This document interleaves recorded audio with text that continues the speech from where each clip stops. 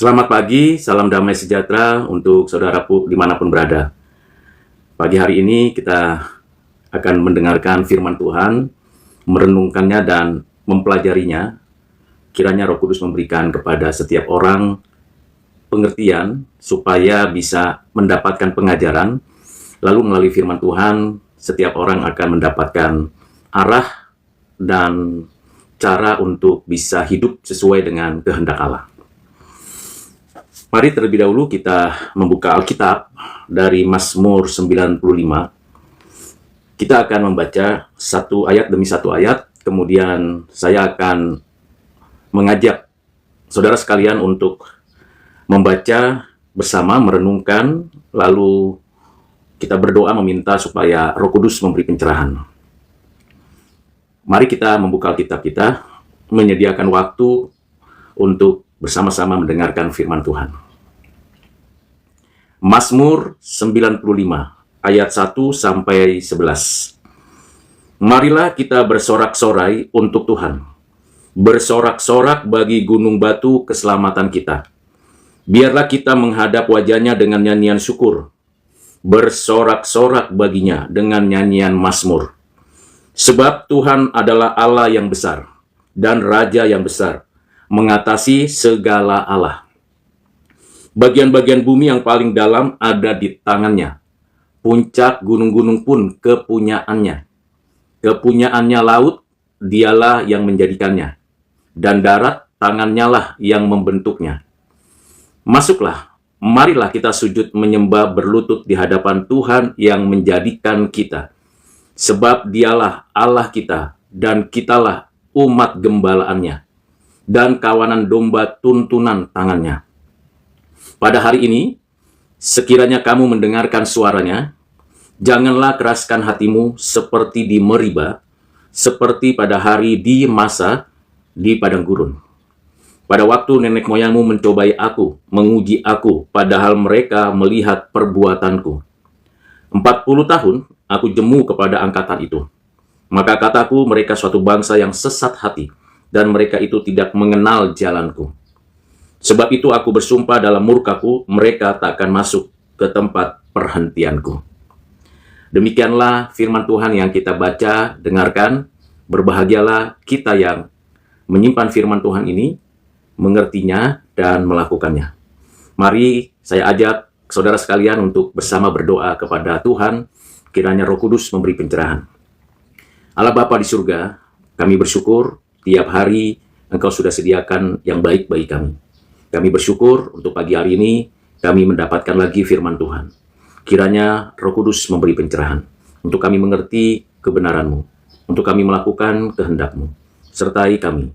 Ya Bapa, kiranya Engkau yang memberikan tuntunan ketika firman Tuhan hamba-Mu jelaskan kepada kami sekalian. Di dalam nama-Mu Tuhan Yesus kami berdoa. Amin. Saudara yang terkasih di dalam Kristus, dari pasal 95 ayat 1 sampai 11 dari kitab Mazmur ini, kita mendapatkan beberapa pengajaran penting. Yang pertama, ajakan dari pemazmur untuk kita bersorak-sorai di hadapan Tuhan. Yang kedua, kita diarahkan untuk menyembah hanya kepada Tuhan yang benar.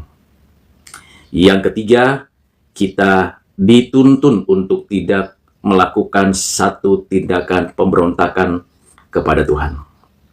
Nah, mari kita membaca dan memperhatikan bagian-bagian ayat tersebut. Dalam Mazmur 95, ayat 1 sampai dengan yang kelima, ajakan untuk setiap orang percaya bersorak-sorai bagi Tuhan, di hadapan Tuhan, dan tentu diproklamasikan kepada banyak orang, karena memang kita patut memuji, menyembah, bersyukur kepadanya. Apa yang kita miliki, milik Tuhan. Apa yang kita punya, berasal dari Tuhan. Hidup kita dikaruniakan Tuhan. Itu sebabnya saya dan saudara sudah sewajarnya, sudah seharusnya menyembah Tuhan, memuji Tuhan, dan bersyukur. Kalau hari ini saya dan saudara masih ada dan bisa menikmati hidup dan kehidupan, itu semata-mata karena kebaikan Tuhan. Ada banyak orang yang tidak bisa melewati hari ini. Ada banyak orang yang tidak bisa bersyukur di hari ini. Mereka mengeluh di pagi hari. Bahkan mereka tidak menyaksikan apa yang sebenarnya Tuhan sudah sediakan di hari ini dan hari-hari yang akan datang. Karena pengenalan akan Tuhan yang mereka kenal hanya kepentingan diri, bukan kepentingan Tuhan.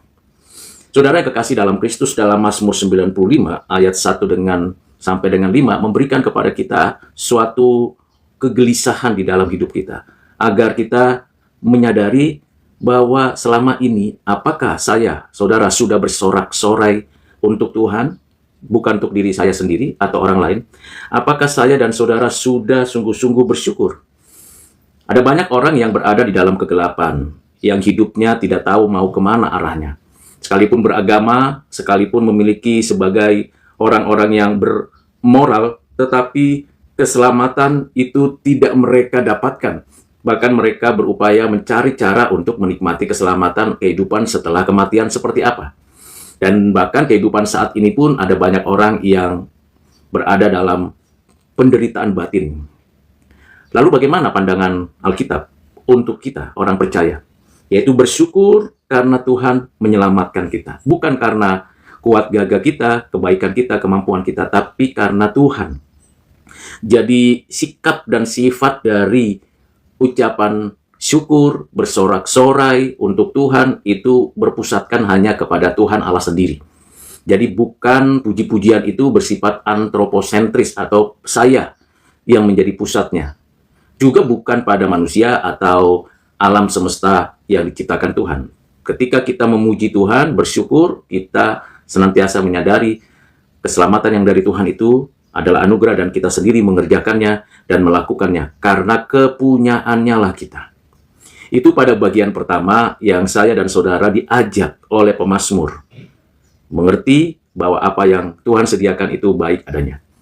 Kita lihat dari 8 miliar orang lebih saat ini, berapa orang yang punya sikap hati bersyukur, berterima kasih, dan berapa orang yang mengakui dan menyadari bahwa keselamatan itu anugerah. Hanya sedikit. Apakah saudara bagian dari yang sedikit itu?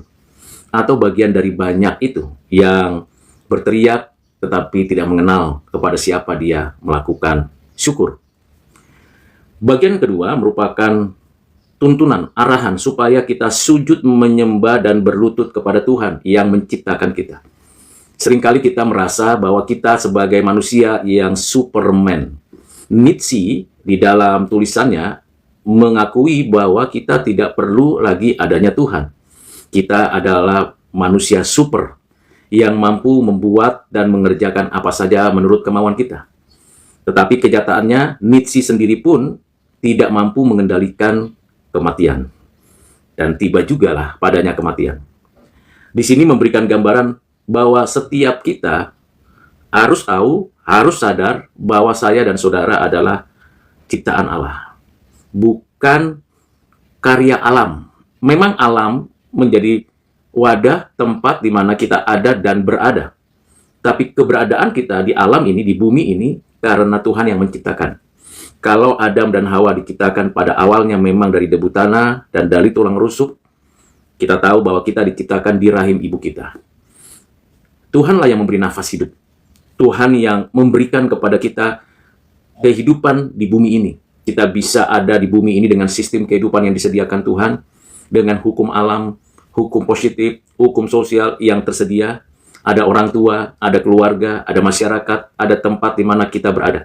Semuanya disediakan Tuhan kepada kita karena kita miliknya dan kita adalah ciptaannya. Kesadaran itu yang memberikan kepada kita penaklukan diri kepada Tuhan secara bebas. Janganlah kita memuji Tuhan, menyembah Tuhan dengan terpaksa atau dipaksa. Kita berlutut, kita sujud menyembah kepada Tuhan dengan penuh syukur dan penuh kekuatan yang datang dari Tuhan. Mengapa? Karena memang demikian. Janganlah sujud kepada ilah-ilah atau sesembahan manusia atau buatan tangan Allah. Kita tidak menyembah bulan, bintang, batu. Kita tidak menyembah pohon, laut, air. Kita tidak menyembah tanah. Kita tidak menyembah sesama manusia. Kita hanya menyembah Tuhan. Menyembah Tuhan berarti kita betul-betul menaklukkan diri secara total kepada Tuhan. Artinya seluruh keberadaan kita, hidup kita hanya dari Tuhan. Hal yang kedua yang diajak, diarahkan, dituntun oleh pemazmur dari bagian ayat 6 sampai 7 pada Mazmur 95 ini ialah Kita harus tahu bahwa kita itu umat gembalaannya. Kita itu umat gembalaannya berarti kita itu diumpamakan seperti domba yang hanya mendengar suara Tuhannya, yang hanya mendengar gembalanya untuk kita dituntun ke air yang tenang, ke rumput yang hijau. Sebagai domba, tentu kita ikuti gembala, bukan mengikuti serigala. Sebagai domba, kita akan dikaruniakan beragam perjalanan yang panjang, tetapi akan disediakan rumput yang hijau, air yang tenang, yang jernih. Pemazmur di ayat 7 menyatakan bahwa Tuhan Allah lah gembalanya. Saya dan saudara yang percaya kepada Tuhan di dalam Kristus, Tuhanlah gembalanya. Di dalam Mazmur 23 dikatakan, akulah gembala, Tuhanlah gembalaku, takkan kekurangan aku. Tuhan Yesus menyatakan di dalam Injil Yohanes, Tuhan adalah gembala dan kita domba-dombanya. Itu bukan berarti kita itu menjadi hewan domba, tidak demikian. Kita itu domba, ini sebuah ilustrasi untuk menunjukkan bahwa kita seharusnya kita turut mengikuti apa yang diatur oleh gembala. Kalau ke kanan, ke kanan. Kalau ke kiri, ke kiri. Kalau jalan, jalan. Kalau berhenti, berhenti. Kalau disuruh makan rumput itu, makan. Kalau disuruh minum itu, minum. Sebagai domba, ada kalanya kita menyimpang dari apa yang diperintahkan. Tuhan akan tarik kita sebagai gembalanya dan kembali kepada kawanan gembalaannya, kawanan domba. Jadi kalau kita bicara kawanan domba, berarti di sana ada persekutuan, ada kesetaraan, ada urutan, dan ada perlindungan. Sebagai domba kita harus tahu itu dan kita bersyukur yang menggembalakan kita adalah Tuhan yang menciptakan kita. Jadi di dalam Mazmur 95 ayat 6 dan 7 itu mengkombinasikan antara yang transenden dan yang imanen. Allah pencipta kita, dia maha dalam segala sesuatu, tetapi juga adalah Allah yang menggembalakan kita, dia hadir menuntun kita. Pemazmur memberikan kepada kita pengenalan akan Allah yang transenden. Patutlah kita hormati, kita sujud. Tetapi juga Allah yang kita sembah adalah yang imanen, yang personal, yang hadir dalam hidup kita. Karena itu kita bersyukur pengenalan akan Tuhan seperti ini diarahkan oleh pemazmur. Hai umat Tuhan, orang-orang percaya, sadari, ketahuilah Tuhan yang beserta dengan kita. Walaupun dia dekat dengan kita, tapi dia juga adalah pribadi yang menunjukkan otoritas dan kuasanya. Itu pada bagian yang kedua. Dari Mazmur 95 ayat 8-11 ini adalah sebuah teguran, tuntunan, arahan, ajakan untuk bertobat. Itu sebabnya di dalam ayat 7b dituliskan, pada hari ini, sekiranya kamu mendengar suaranya, janganlah keraskan hatimu seperti di Meriba, seperti pada hari di masa di padang gurun. Jangan keraskan hatimu, hai saudara-saudara, umat manusia dimanapun berada. Bagi orang yang belum percaya kepada Kristus, bagi para penyembah berhala dan penyembah manusia dan buatan tangannya, hai manusia, mari kita bertobat. Tinggalkan penyembahan berhala, tolak penyembahan manusia, singkirkan penyembahan kepada buatan tangan Allah maupun Tuhan, ataupun penyembahan kepada buatan tangan sendiri. Memang ada ya, buatan tangan manusia yang disembah, ada banyak. Buat patung, buat lukisan, buat simbol-simbol itu adalah daya kreativitas seni manusia. Itu bagian penting untuk menunjukkan bahwa kita image of God, gambar rupa Allah. Tetapi yang menjadi persoalannya bukan pada karya kreativitas manusia yang indah dan agung itu. Untuk sebagai refleksi daripada kreator kita di dalam kehidupan kita. Yang menjadi masalah adalah mengapa kita menyembah bulan buatan tangan Tuhan, menyembah patung-patung buatan tangan kita sendiri, menyembah manusia yang diciptakan oleh Tuhan, menyembah batu yang jelas itu materi, bahkan menyembah yang tidak membuat kita mengerti bahwa Tuhan itu tidak boleh hanya pada satu tempat, tapi dimanapun dia maha hadir. Mengapa? Karena manusia merasa diri dia menjadi Tuhan, playing God. Ada banyak agama, ada banyak kepercayaan sedang melakukan satu tindakan playing God dan membuat Allah dan ilah yang menentang Tuhan yang sejati. Karena itu pemazmur mengatakan di ayat 7b dan 8, dengarkan suara Tuhan, jangan keraskan hatimu. Bertobatlah, berilah dirimu untuk menerima keselamatan. Jikalau saudara orang pilihan. Tetapi kalau saudara bukan orang pilihan, sampai kematian tiba pun saya belajar dari Alkitab memberikan penegasan, jikalaupun sampai kematian kalau Anda bukan orang pilihan, Anda akan tetap binasa. Ini memang sungguh sangat miris kalau dari sisi kita, tapi kenyataannya memang demikian. Makin banyak orang mendengar firman Tuhan, makin dia memberontak kepada Tuhan. Tetapi bagi saya dan saudara yang diarahkan, dituntun oleh Tuhan melalui firman-Nya, jangan keraskan hati. Bagaimana ya supaya saya dan saudara bisa lembut hatinya, dipimpin, diarahkan oleh Tuhan? Ya, meminta belas kasihan Tuhan. Tuhan, aku mau Engkau tuntun, Engkau arahkan, Engkau berkati, supaya hidupku berkenan di hatimu. Di ayat 9 sampai ayat 11, di dalam Mazmur 95, ini memberikan konklusi bagaimana dulu bangsa Israel yang dibebaskan Tuhan dari perbudakan di Mesir sekitar tahun 1400 sebelum Masehi, mereka sudah menyaksikan keajaiban, tanda, dan mukjizat dari Tuhan. Mereka bisa melewati Laut Merah di tanah yang kering. Mereka bisa menyaksikan bagaimana orang-orang jahat mendapatkan penghukuman. Mereka bahkan sebelum dibebaskan keluar dari tanah Mesir, mereka menyaksikan 10 tulah bukti Tuhan murka terhadap orang-orang berdosa, orang-orang penyembah berhala itu. Mereka tahu, mereka mengerti, bangsa ini sudah mendapatkan pengalaman bagaimana mereka menyaksikan dengan mata kepala sendiri bagaimana Tuhan murka atas orang yang melakukan kejahatan. Bahkan ketika kira-kira beberapa hari atau bisa disebutkan 2 minggu sekitar itu setelah menyeberangi Laut Merah, Tuhan memanggil umat itu untuk mau mendengarkan firman Tuhan melalui hambanya Musa, tetapi mereka tidak sabar menunggu, lalu membuat lembu emas untuk disembah.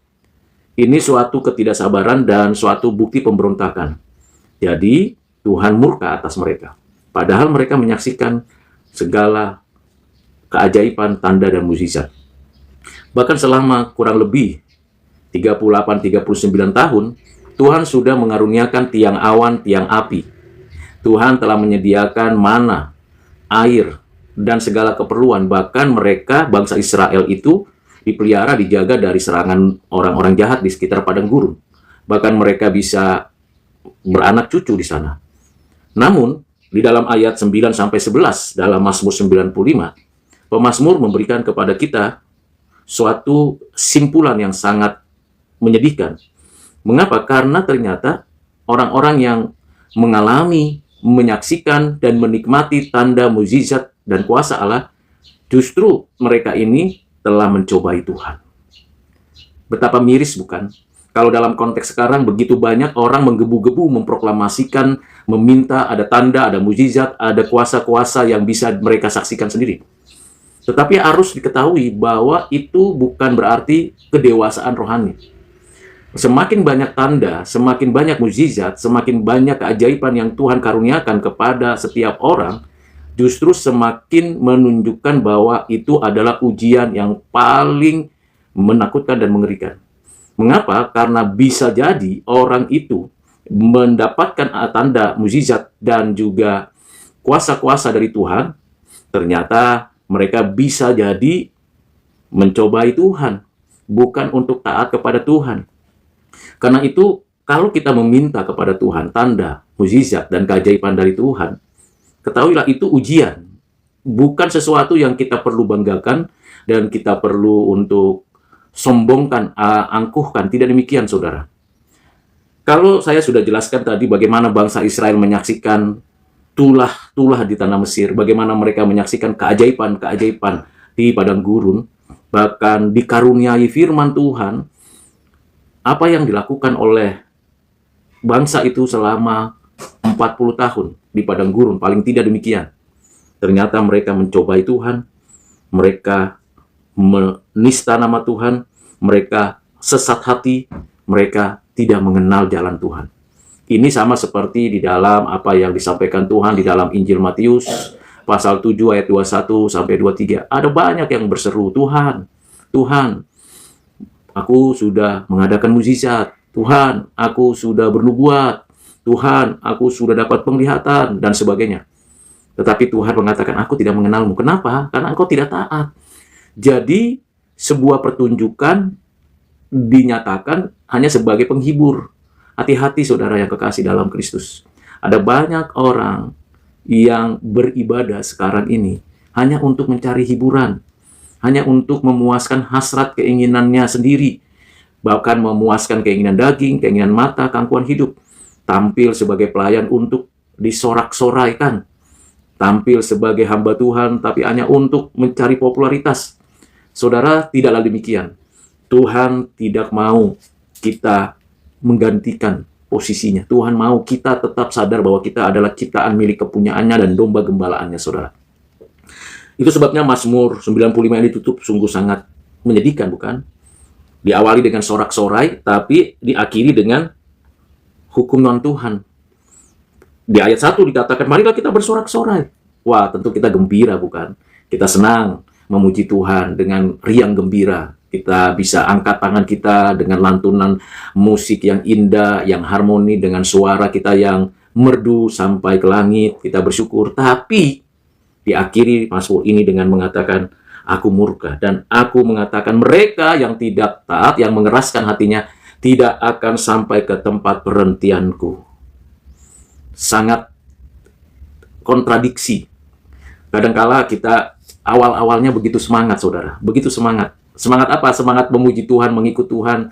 Luar biasa. Saya menyaksikan anak-anak muda, remaja, bahkan orang tua begitu pertama kali disentuh hatinya oleh Tuhan, mengikut Tuhan, dan terperangah. Wow, Tuhan ajaib. Tuhan menyatakan kasih dan kuasanya. Bukan hanya terperangah, begitu terkagum-kagum. Tetapi ketika diuji, ketika diuji segala kualitasnya, ternyata isinya kosong melompong, saudara. Kosong melompong, tidak memiliki makna. Itu yang terjadi. Dan jangan sampai kita memulai dengan segala gegap gempita memuji Tuhan. Kita memuji Tuhan dengan begitu luar biasa, kita punya suatu sikap, tetapi diakhiri dengan hukuman murka Tuhan. Kita jadi orang Kristen, haruslah komitmen tekun berkelanjutan. Sedikit demi sedikit, maju dan terus. Dan jangan kita berputar-putar di padang gurun perjalanan hidup kita.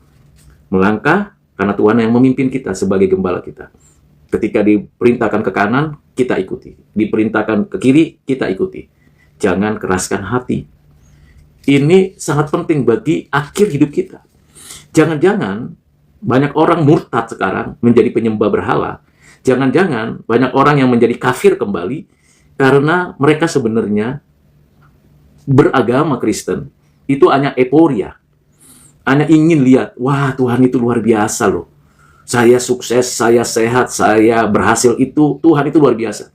Tetapi seiring jalan, karena waktu adalah penguji yang paling jujur, waktu adalah penguji yang paling menakutkan, seiring jalan, selama perjalanan hidup kita di padang gurun, walaupun ada tanda mukjizat dan sebagainya, seiring jalan ternyata kita tidak setia. Kita tidak sampai finish. Dan Tuhan mengatakan, bangsa yang jahat ini, khususnya 600 ribuan orang yang melakukan tindakan kejahatan itu di hadapan Tuhan di padang gurun, walaupun mereka sudah menyaksikan, mendapatkan segala keajaiban firman Tuhan dan sebagainya, mereka tidak masuk ke tanah perjanjian. Ini sangat relate dengan Matius 7 ayat 21 sampai 23. Dan ini juga dapat dilanjutkan dengan apa yang ditulis di dalam kitab Wahyu pasal 21. Dan tentunya kita tahu kata kuncinya, kalau Tuhan dari awal, dari kekekalan sudah menentukan, maka sesungguhnya kita sadari bahwa kalau kita sekarang digembalakan Tuhan dan bisa setia sampai kematian tiba, itu karena kesetiaan Tuhan. Karena kadangkala saya dan saudara jatuh bangun. Ada kesulitan, ada penderitaan, ada kesusahan, bahkan kesuksesan sekalipun itu bisa membuat kita terlena dan lupa bahwa itu datangnya dari Tuhan. Ada orang yang begitu sukses, kaya raya, tetapi tidak mau untuk bisa menyatakan imannya kepada yang lain. Dan saya percaya bahwa hal itu bisa terjadi kepada siapa saja. Jadi sekali lagi memang hal yang penting dan yang perlu untuk diketahui bahwa apa yang disampaikan pemazmur pasal 95 ayat 1 sampai 11 ini adalah sebuah renungan bagi kita. Tuhan, aku memuji Tuhan, Tuhan aku bersorak-sorak kepadamu, ajarku untuk menaati penggembalaanmu, jangan biarkan saya mengeraskan hati, supaya hidupku benar-benar teruji dan aku mau masuk ke tempat perhentianmu. Terpujilah Tuhan untuk selama-lamanya sampai selama-lamanya. Saudara yang kekasih di dalam Kristus, demikianlah firman Tuhan yang menjadi bahan renungan kita sepanjang hari ini. Marilah kita bersyukur kepada Tuhan atas segala rahmat anugerahnya. Tuhan Yesus memberkati saudara sekalian. Mari kita berdoa. Bapa di surga, terima kasih untuk pagi ini kami sudah mendengarkan firman dari Mazmur 95 ayat 1 sampai dengan ayat yang ke-11. Kiranya kami tidak hanya memuji Tuhan, tetapi kami mau taat dan setia kepadamu sampai akhir hidup kami. Terima kasih ya Bapa, terima kasih ya Tuhan Yesus, terima kasih ya Roh Kudus. Dalam namamu Tuhan Yesus, kami berdoa bersyukur. Amin.